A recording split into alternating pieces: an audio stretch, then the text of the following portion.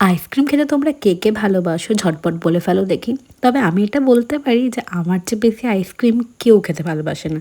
সকালবেলায় ঘুম থেকে উঠেই তাই ব্রেকফাস্ট না করেই আইসক্রিম খেতে বসে পড়েছিলাম।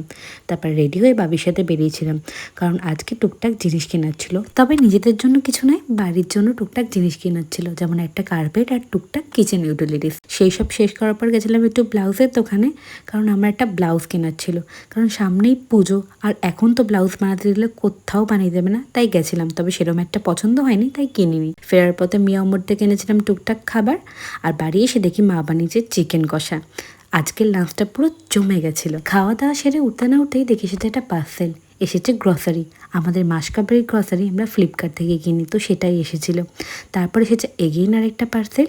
এখানে আমার কিছু আসেনি, আমার ভাই বোনদের জন্য পুজো উপলক্ষে কিছু জামা অর্ডার করেছিলাম, তো সেটাই চলে এসেছে। আর লাকিলি ওরাও তখন ছিল, তাই ওরা নিজেরাই খুলে খুলে দেখে নিয়েছে। আর আমার ভাইয়েরটা এখনও আসেনি, তাই ওর একটু মন খারাপ, তাই ও দেখতে চাইছিল না ওর দিদির জিনিসগুলো। আর এখানে পাখি পড়েও নিয়েছে। দেখো কেমন লাগছে তোমাদের, অবশ্যই কমেন্ট করে জানিও।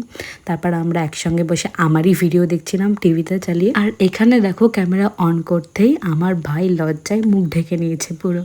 তো যাই হোক, তারপর বিকালে একটু রেডি হয়ে নিয়েছিলাম, বেরিয়েছিলাম ভুতুর সাথে। কাছেই টুকটাক কিছু কাজ ছিল, সেগুলো সব সর্ট আউট করার পর গেছিলাম ডিনার করতে।